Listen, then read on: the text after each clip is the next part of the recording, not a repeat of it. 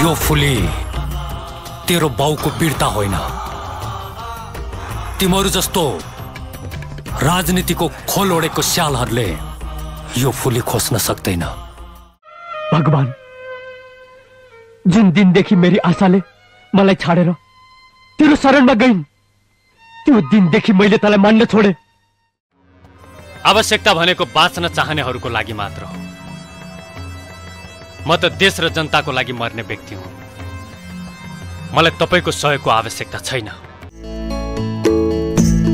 चलचित्रमा द्वन्द्वको धारणै परिवर्तन गर्ने निखिल उप्रेती।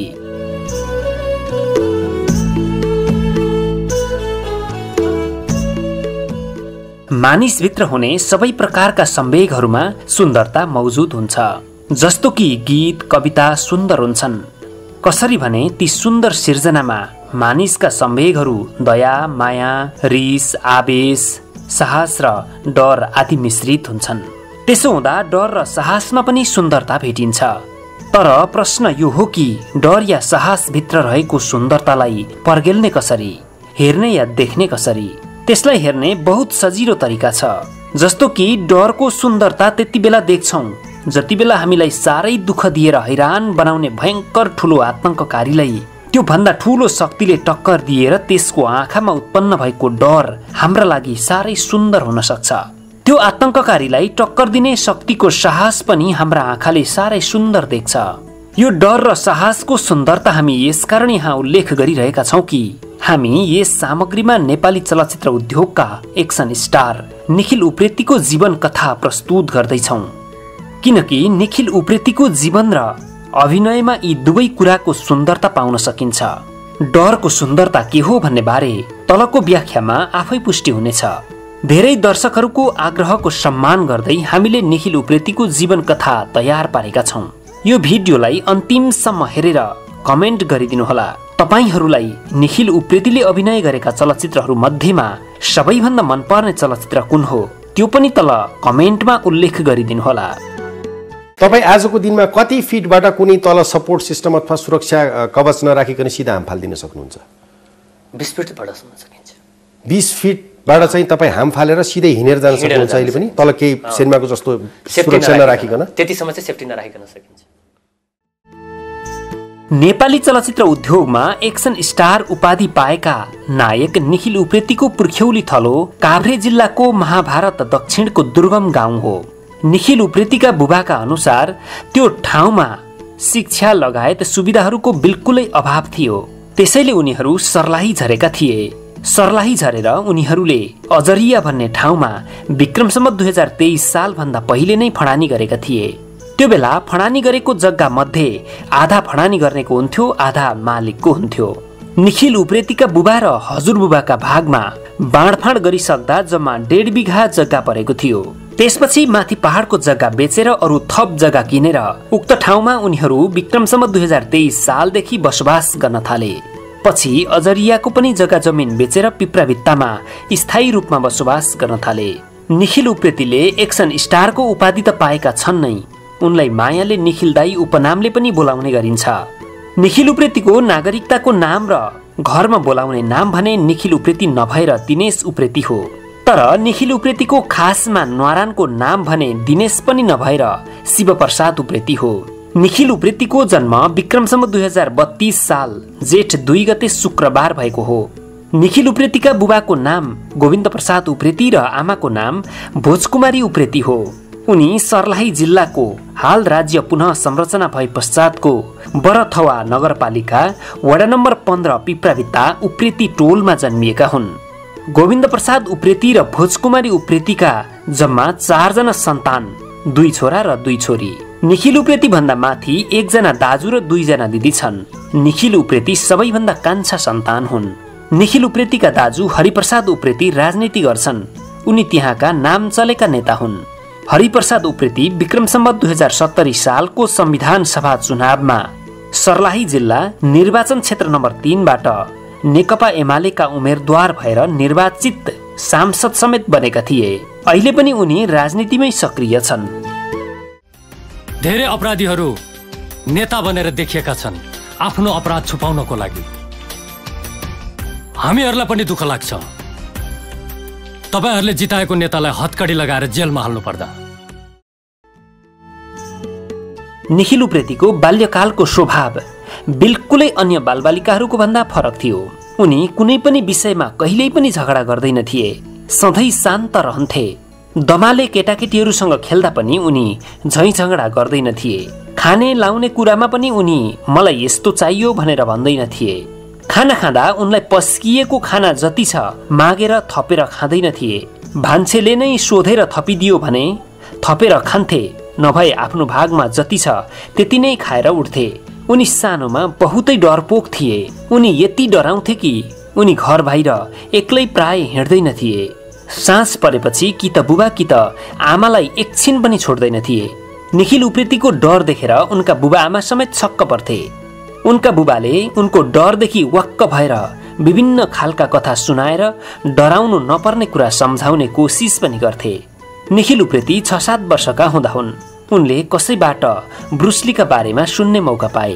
त्यसबेला ब्रुसलीले विभिन्न एक्सन गरेका फोटा भएका कपीहरू पाइन्थे। ती कपीमा भएका ब्रुसलीका फोटाहरूबाट उनी प्रभावित भए।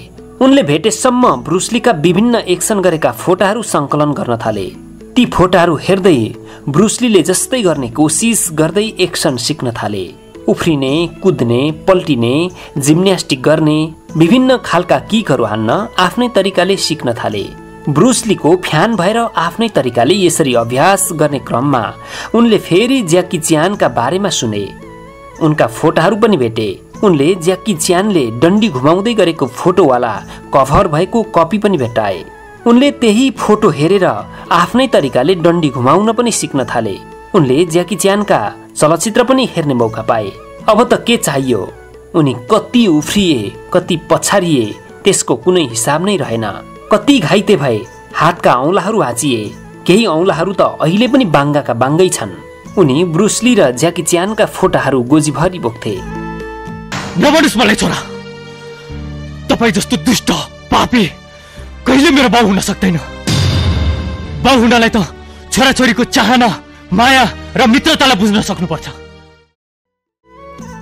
निखिल उप्रेतीले यसरी उफ्रिन सिकेको उनी 8 देखि 10 वर्षको उमेरको हुँदा हो। त्यो बेलामा नजिकै तेक्वान्दो सिक्ने ठाउँहरू थिएनन्।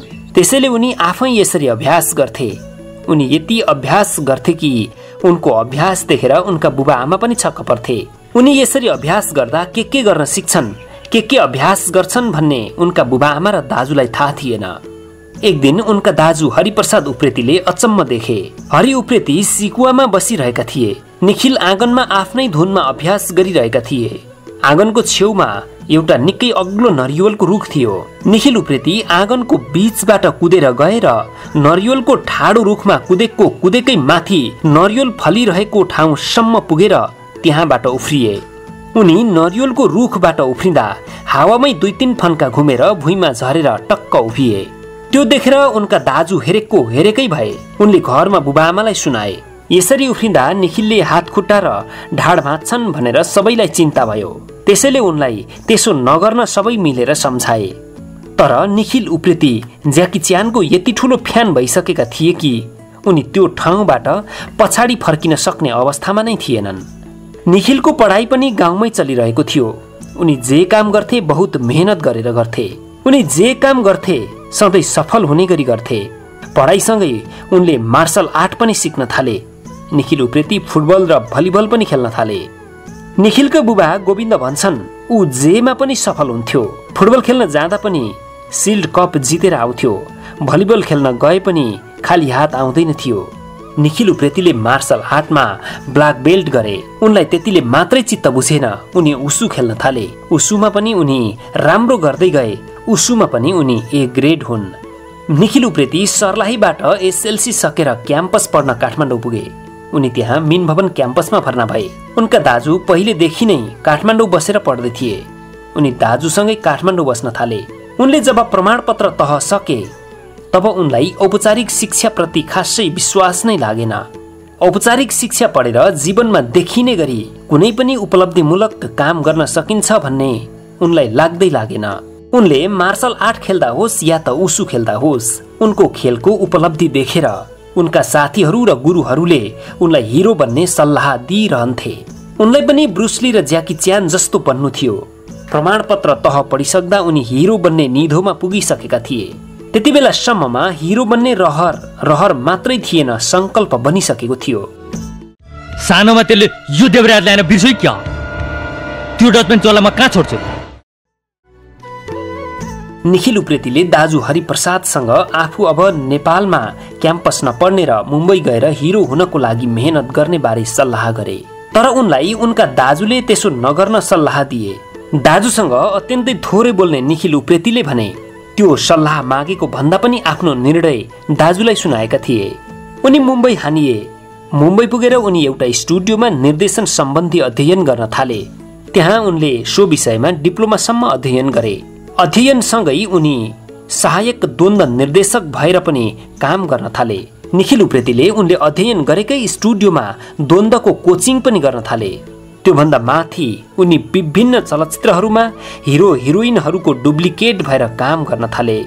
जहाँ खतरासँग खेल्नुपर्ने हुन्छ, जहाँ खतरनाक दृश्यहरूको छायाङ्कन गर्नुपर्ने हुन्छ र जहाँ नायक नायिकाले त्यस्ता दृश्यहरू दिन सक्दैनन्, त्यस्ता दृश्यहरूमा ती नायक नायिकाहरूको डुप्लिकेट भएर उनीहरूकै पोसाक लगाएर निखिल ती दृश्यहरू दिन्थे।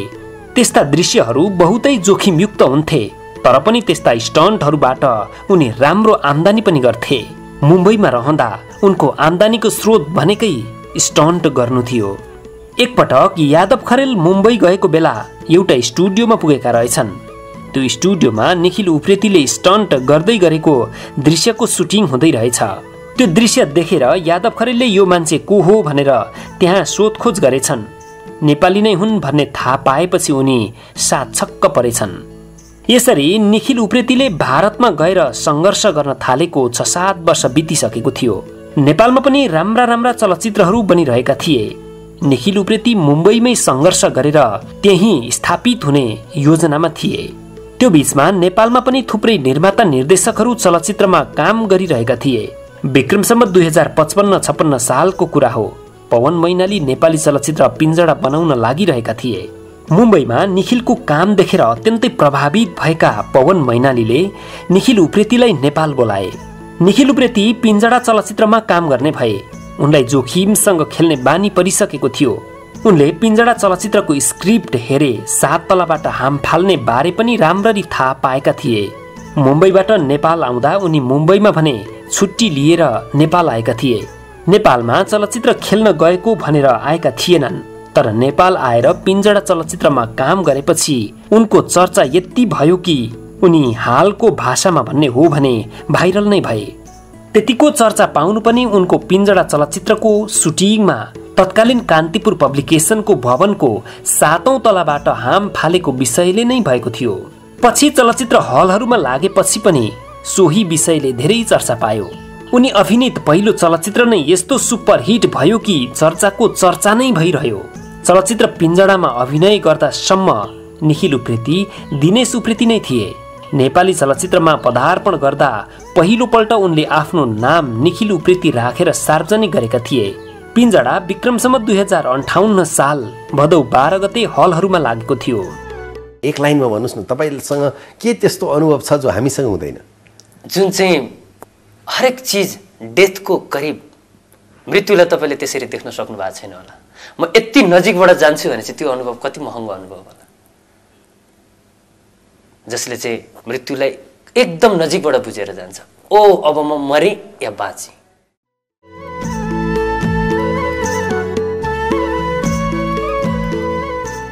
यसरी नेपाली चलचित्रमा पहिलोपल्ट अभिनय गरेका निखिल उप्रेतीलाई फेरि भारत जान मन लागेन। हुन त पिञ्जडा अभिनय गरेपछि तत्काल कुनै पनि चलचित्रबाट उनलाई प्रस्ताव नै आएनन्। पिञ्जडा अभिनय गरेको पनि झन्डै 1 वर्ष भइसकेको थियो। पिञ्जडा चलेर सुपरहिट भएको पनि केही समय भइसकेको थियो, तर पनि उनलाई नयाँ चलचित्रबाट प्रस्ताव आइरहेका थिएनन्। यसै बीचमा उनले प्रथम श्रीमती कोपिलासँग विवाह गरे। कोपिला र निखिलको बिहेको पनि प्रसङ्ग रमाइलो नै रहेछ। उनीहरूले प्रेम विवाह गरेका हुन्। कोपिला भन्छन्, हामीले कुनै झारेझुरे प्रेम गरेर बिहे गरेका होइनौं। हाम्रो प्रेम लैला मज्नुको भन्दा कम थिएन। निखिल उप्रेती मिन भवन क्याम्पस पढ्दा कोपिला आरआर क्याम्पसमा पढ्थिन्। निखिल उप्रेतीका दिदीहरू र कोपिला सँगै कोठा बस्थे। निखिल उप्रेती दिदीहरूकोमा गइरहँदा कोपिलासँग त्यही भेट भएको थियो। त्यो बेला कोपिला बोलिरहन्थिन्, निखिल एकदमै कम बोल्थे। दुवैजनालाई दुवैजनाको स्वभाव मन पर्यो, एकले अर्कालाई मन पराउन थाले। निखिलले कोपिलालाई प्रेम प्रस्ताव राखे, कोपिलाले स्वीकार गरिन्। कोपिला र निखिलले सल्लाह गरेरै निखिल सङ्घर्ष गर्न मुम्बई छिरेका थिए। कोपिला भन्छन्, त्यति बेलासम्म त खासै वास्ता नै भएको रहेनछ। जब निखिल मुम्बई गए तब पो एकलाई अर्काको आवश्यकता खड्कियो। पिञ्जडा सुपर हिट भएपछि उनीहरूले बिहे गरे। त्यति बेलासम्म पनि निखिल उप्रेतीको अर्को चलचित्रमा काम गर्ने टुङ्गो लागिसकेको थिएन। तर निखिल र कोपिलाको विवाहको भोलिपल्ट नै निखिल उप्रेतीलाई दोस्रो चलचित्र मायाको जालबाट अभिनयको प्रस्ताव आयो। उनले सही गरे। मायाको जाल पनि सुपर हिट भयो। त्यसपछि भने निखिल उप्रेतीले पछाडि फर्केर हेर्न पनि भ्याएनन्। निखिल उप्रेतीका चलचित्रहरूको संख्याको ग्राफ यसरी बढ्यो कि उनी दैनिक 3 शिफ्टमा सुटिङ गर्थे। नेपाली चलचित्र उद्योगमा एकै वर्षमा सबैभन्दा धेरै चलचित्रमा काम गर्ने नायक हुन् राजेश हमाल। राजेश हमालले वर्षमा 12-13 हुँदै 14वटा सम्म चलचित्रमा एकै सालमा अभिनय गरेका छन्।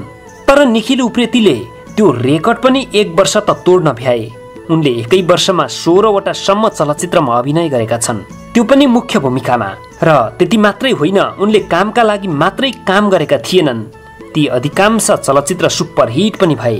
नेपाली चलचित्र उद्योगमा अब आउने कलाकारले उक्त रेकर्ड सायदै तोड्लान्। मन्त्री, म तिम्रो घरको नोकर होइन, तिमीले जे भने त्यही मान्नको लागि। यसरी काम गर्ने क्रममा निखिल उप्रेतीले 10 वर्षमा 150वटा भन्दा धेरै चलचित्रमा काम गरिसकेका थिए। त्यति धेरै चलचित्र सार्वजनिक हुँदा निखिल उप्रेतीले अभिनय गरेका 3 दर्जन भन्दा धेरै चलचित्रहरूले त हलहरूमा 51 दिन पनि मनाएका छन्। त्यो पनि चान्चुने कुरा होइन। सम्भवतः हिसाब नै गरेर ल्याउने हो भने यो रेकर्ड पनि उनकै नाममा हुन सक्छ। दर्शकले सधैँ सम्झिने उनका चलचित्रहरूमा पिञ्जडा, मायाको जाल, शिवशक्ति, कुरुक्षेत्र, अग्निपथ, धड्कन, कर्मयोद्धा, भाइ भाइ, पापी मान्छे, राम लक्ष्मण, भाग्य, बरमाला, अभिमन्यु, ए पण्डित बाजे, क्रोध, मानिस, निखिल दाई, युद्ध, चोर सिपाही, पाले दाई, दुनियाँ, त्रिशूल, हामी 3 भाइ, माया त माया हो, धर्म, भैरव आदि। निखिल उप्रेती चलचित्रमा सफल हुनुमा समाजशास्त्रमा स्नातकोत्तर गरेकी उनकी जेठी श्रीमती कोपिलाको पनि ठूलो हात रहेको छ। त्यसलाई पुष्टि गर्न उनको एउटा प्रसङ्ग काफी छ। प्रसङ्ग हामी 3 भाइ चलचित्रको हो। उक्त चलचित्रबाट राष्ट्रिय सम्मानका लागि निखिल उप्रेती पनि नोमिनेसनमा परेका थिए। पुरस्कार तत्कालीन राजा ज्ञानेन्द्रको हातबाट प्रदान गरिने थियो। निखिल उप्रेती खुट्टामा चोट लागेका कारण पुरस्कार समारोहमा गएका थिएनन्। उनको साटो कोपिला गएकी थिइन्। उक्त पुरस्कारका लागि नाम घोषणा भइ नसकेकाले उनले पाउँछन् भन्ने पक्का पनि भइसकेको थिएन। कोपिलालाई यति तनाव भएको थियो कि उनको दिमागमा निखिल उप्रेतीले पुरस्कार पाएनन् भने के गर्ने भन्ने प्रश्नको उत्तर आएको थिएन। बरु उनी त रोइरहेकी थिइन्। त्यो भनेको कोपिलाको निखिल प्रतिको सानोतिनो समर्पणको उदाहरण होइन। निखिल उप्रेतीले आफूले 200वटा भन्दा धेरै चलचित्रमा काम गरिसकेको कुरा कान्तिपुर अनलाइनमा लेखेको एउटा लेखमा उल्लेख गरेका छन्। यति धेरै चलचित्रमा काम गर्दा निखिल उप्रेतीले को नायिकासँग काम गरे भन्ने प्रश्नको उत्तर निकै लामो अध्ययनपछि मात्रै आउन सक्छ। उनले दोहोर्याएर पनि प्राय धेरै नायिकाहरूसँग अभिनय गरेका छन्। ती सबै नायिकाहरू मध्येमा सञ्चिता लुइटेलसँग भने उनले सबैभन्दा धेरै अभिनय दोहोर्याएर गरेका छन्। सञ्चिता र निखिल उप्रेतीले 14-15वटा चलचित्रहरूमा पर्दा बाँडेका छन्। यसरी सहकार्य गर्ने क्रममा उनीहरू साह्रै नजिक भए। नजिक मात्रै भएनन्, प्रेम बसिवरी सञ्चिता र निखिलले दोस्रो बिहे गर्न पनि भएका छन्। विक्रम सम्वत 2066 सालमा कोपिला र निखिलका पहिलो सन्तान भर्खर जन्मिएका थिए। निखिल उप्रेतीले प्रेम विवाह गरेकी कोपिला हुँदा हुँदै सञ्चिता लुइटेलसँग दोस्रो प्रेम विवाह नै गरेर मुम्बई छिरे। सञ्चिता र निखिलका पनि 2 सन्तान छन्। निखिल उप्रेतीका 2 श्रीमतीहरूबाट 2 छोरा र 1 छोरी छन्। अब भने निखिल र सञ्चिताको विवाह भएको पनि निकै लामो समय पार भइसकेको छ।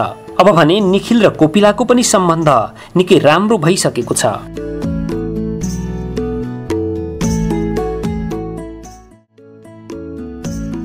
पिञ्जडा चलचित्रका लागि लगभग 70 फिटको उचाइबाट बिना सुरक्षाका उपकरण हाम फालेर कीर्तिमानी कायम गरेका निखिल उप्रेती 20 फिट अग्ला पर्खालहरूमा त त्यत्तिकै कुदेर चढ्न सक्छन् र हावामा घुम्दै घुम्दै जमिनमा झर्न सक्छन्।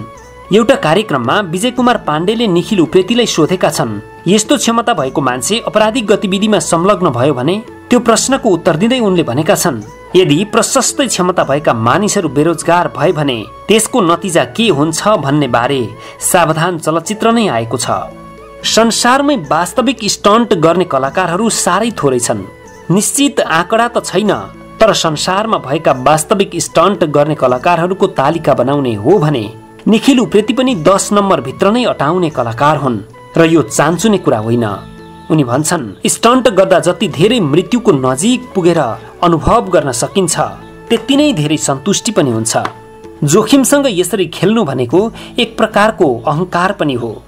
उनले गरेका यस्ता जोखिमयुक्त स्टन्टहरूमा पिञ्जडा चलचित्रको 70 फिटबाट हाम फाल्ने होस् या मायाको जालमा पहाडमा डोरीले बाँधेर उफ्रिने होस्, हेलिकप्टरबाट हाम फाल्ने होस् या त पुलदेखि नदीमा हाम फाल्ने होस्, आकाशमा डोरी टाँगेर हिँड्ने होस् या 20 फिटको उचाइमा मोटरसाइकल उडाउने होस्, यी सबै जीवन र मृत्युका दोछाया खेलहरू हुन् र निखिल उप्रेतीले यस्ता खेलहरू सजिलै खेलिसकेका छन्। उनका चलचित्र दर्शकहरूले मन पराए, चलचित्र हिट भए, लगानीकर्ताले लगानी पनि उठाए, तर समीक्षकहरूले भने निखिल उप्रेतीलाई खासै सफल हिरो मान्दैनन्। निखिल पनि भन्छन्, म राम्रो कलाकार भने होइन, म अरूलाई हेर्छु, सबैले म भन्दा राम्रो अभिनय गरेको देख्छु। निखिल उप्रेती शाकाहारी हुन्। उनको गाडीमा फलफुल र किताबहरू सधैँ हुन्छन्। उनी समबोधि दर्शनलाई आत्मसात गर्छन्। पुस्तक पढ्ने लत भएका उनलाई जति बेला पढिरहनु पर्छ। उनी चलचित्रमा साह्रै व्यस्त भएका बेला पनि गाडीमा पुस्तक राखेर हिँड्थे, मौका मिल्यो कि पढ्न थाल्थे। उनका अनुसार त्यो व्यस्त समयमा नै पनि उनले 700-800 पुस्तकहरू पढेर सकेका थिए। गोपाल भुटानीले नेपाली चलचित्र उद्योगमा भित्र्याएको द्वन्द्वको धारलाई नै निखिल उप्रेतीले परिवर्तन गरिदिए। निखिल उप्रेती चलचित्रमा आएपछिको द्वन्द्व र उनी आउनुभन्दा पहिलाको द्वन्द्वमा आकाश पतालको फरक छ। यसकारण पनि निखिल उप्रेतीलाई प्रतिभाशाली नायक भन्न सकिन्छ। निखिल उप्रेतीले यति धेरै सफल काम गरे बापत थुप्रै पुरस्कार र सम्मान पनि पाइसकेका छन्। मुख्य रूपमा उनले पूर्वराजा ज्ञानेन्द्र शाहबाट राष्ट्रिय चलचित्र पुरस्कार पाइसकेका छन् भने राष्ट्रिय नागरिक स्वर्ण सम्मान समेत प्राप्त गरिसकेका छन्। अब भने उनी चलचित्र आयो भैरवको निर्माण, निर्देशन र अभिनयमा जुटेका छन्। चलचित्र चाँडै बजारमा आओस् र सफल बनोस्। हार्दिक शुभकामना। सानो ठाउँमा छौँ, मैले आफूलाई ठुलो भने होइन, तर वर्ल्डमै जसले रियल स्टन्ट गर्ने हिरोहरू काउन्ट गर्ने हो भने थोरैजनामा म पनि पर्छु होला, तर यो त्यहाँ नपुगेकोमा इभन बलिउडमा पनि आजसम्म छैन त्यो किसिमको जुन हामी गर्छौँ। दर्शकवृन्द, हामीले निखिल उप्रेतीको नालीबेली यहाँ प्रस्तुत गर्यौं। तपाईहरू थुप्रैले हामीलाई निखिल उप्रेतीको जीवन कथा प्रस्तुत गर्न आग्रह गर्नुभएको थियो। त्यसैले पनि हामीले यहाँ निखिल उप्रेतीको जीवनको साङ्गो पाङ्गो कुरा खोतलेर प्रस्तुत गर्ने जमर्को गर्यौं। तपाईहरूलाई यो भिडियो हेरिसकेपछि जस्तो लागेको छ त्यस्तै प्रतिक्रिया दिन अनुरोध गर्दछौं। तपाईहरूमध्ये धेरैजना निखिल उप्रेतीका फ्यान हुनुहुन्छ, हामीलाई थाहा छ। यो भिडियोलाई अनिवार्य शेयर गरिदिनुहोला विनम्र अनुरोध गर्दछौं। तपाईहरूलाई निखिल उप्रेतीले अभिनय गरेका चलचित्रहरू मध्येमा सबैभन्दा मनपर्ने चलचित्र कुन हो त्यो पनि तल कमेन्ट बक्समा लेखिदिनु हुन विनम्र अनुरोध गर्दछौं। तपाईहरूलाई हामी अर्को पनि सूचना गर्छौं कि हाम्रो अर्को पनि युट्युब च्यानल छ, फलैचा इन्फोटेनमेन्ट। त्यसमा हामीले विभिन्न मनोरञ्जनात्मक सामग्रीहरू प्रस्तुत गरेका छौं। त्यो युट्युबको लिङ्क हामीले तल डिस्क्रिप्सन बक्समा राखेका छौं। तपाईहरू त्यो युट्युबमा गएर त्यहाँ भएका मनोरञ्जनात्मक भिडियोहरू हेर्न सक्नुहुनेछ। यो भिडियोलाई अन्तिमसम्म हेरिदिनु भएकोमा तपाईहरूलाई धेरै धेरै धन्यवाद। हवस् त, नमस्कार।